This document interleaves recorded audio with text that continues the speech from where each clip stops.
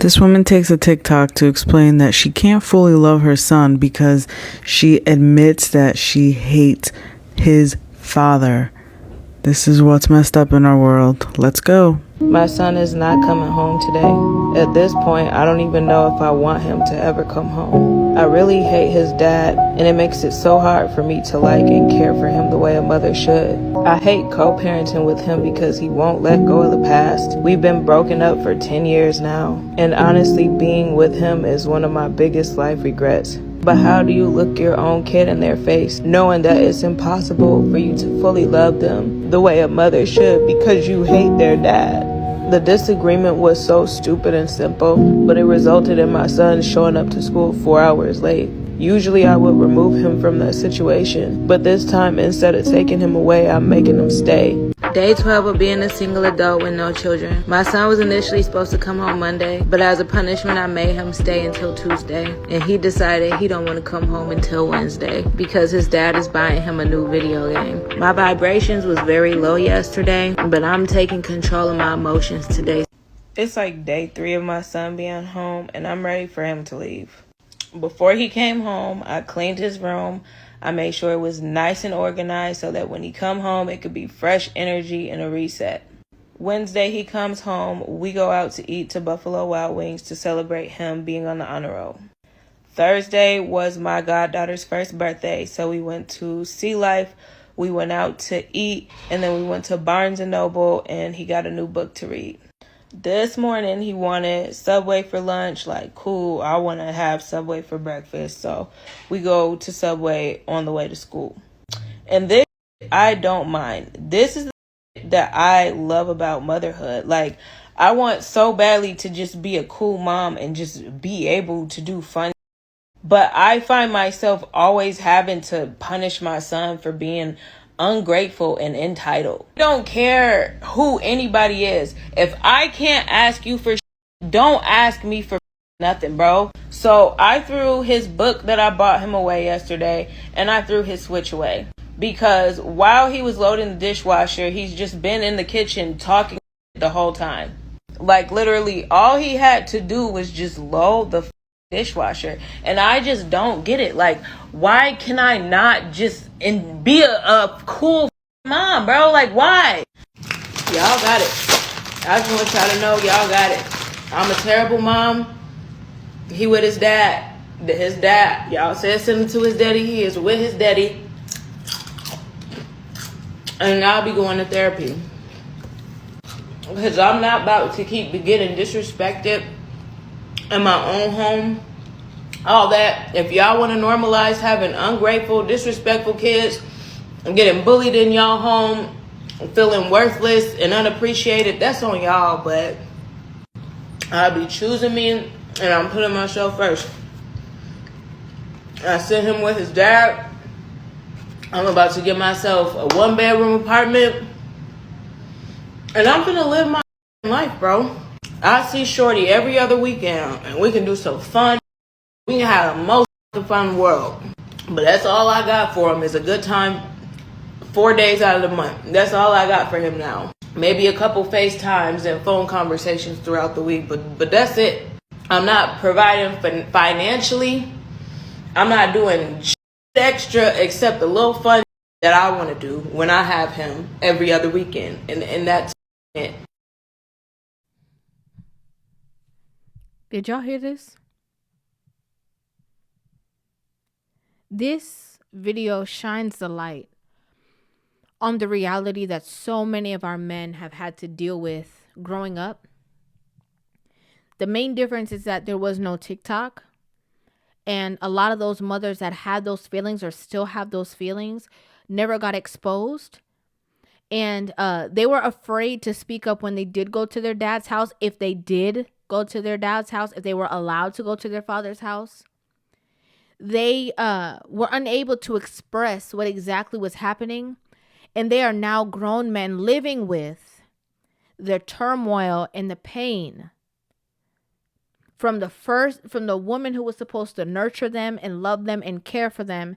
And a lot of those reasons are because they look exactly like the man who is now no longer in a relationship with them. So all of that hurt anger, stress goes directly to the child. The first thing I want to say before we even get too far into this video is to all the men out there, protect your seed. Protect your seed. Because you may not be able to control once that seed is implanted, but you see, prior to that seed getting implanted, you can control that. You have roam over that. You could put on a glove. You could do whatever it is that you need to do to make sure that you control that situation. Because you know why? A lot of y'all don't want to deal with the mama because she's toxic and she's sick and she's disrespectful, nasty, all of that. And you know who gets the brunt of it?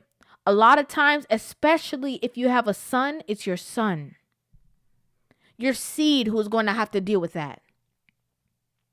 People always like to have this deadbeat daddy narrative, but there is for sure deadbeat mamas. And I got to say, the deadbeat mamas outweigh the deadbeat daddies.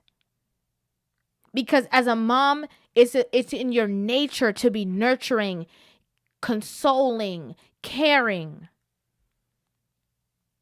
This is so hurtful. This is so hurtful on so many levels.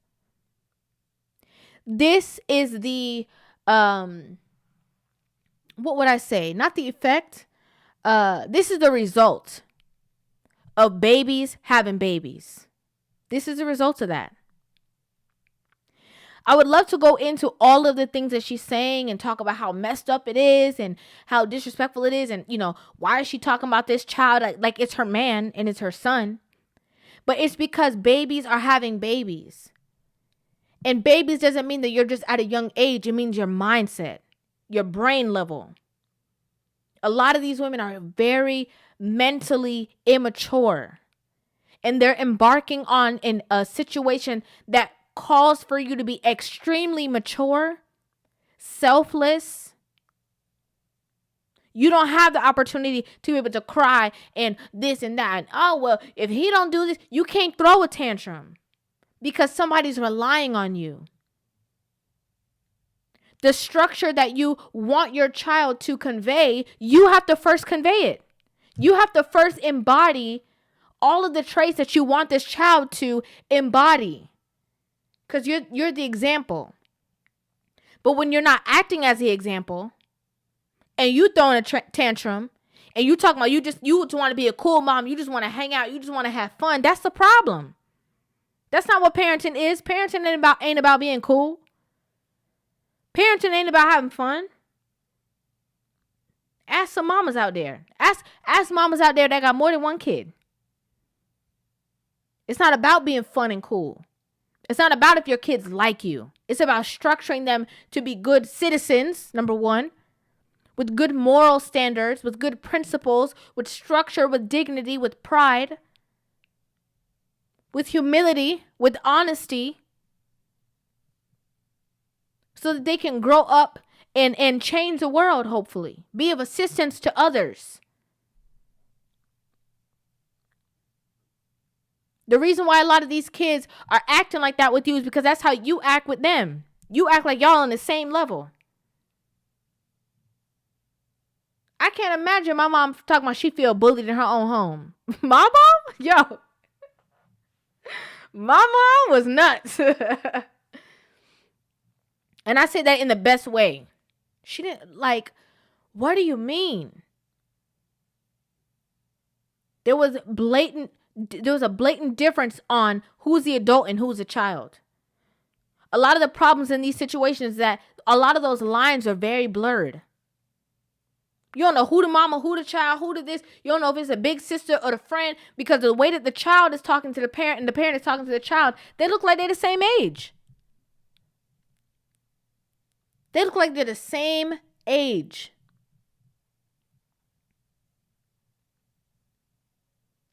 A lot of these mothers who have or exude this kind of behavior, the child should most definitely, especially if the father is at a different mental state, they should absolutely go live with their father. Statistics have shown that a child who lives in a 2-parent household is equivalent to a child living just with their father. There's no difference. Because men provide that structure. It's so funny. You know what's so interesting to me? A lot of times in situations, it's like maybe the father or the man is the one who doesn't want the child, right? But when it comes to the hard times of growing that child, it's so funny that the father or the man is not the one who abandons his responsibility. When it comes to actually being the disciplinarian or keeping somebody in check, the fathers be rising to the occasion. But you have mothers who embark on motherhood who didn't even realize what it really entails, who be like, I don't want to be a mom. I don't want to do this no more. I need to live my life. I gotta live for me. I gotta do for me. You the one that wanted the child here. That child didn't ask to be here. You brought that child here. That was your choice, your decision.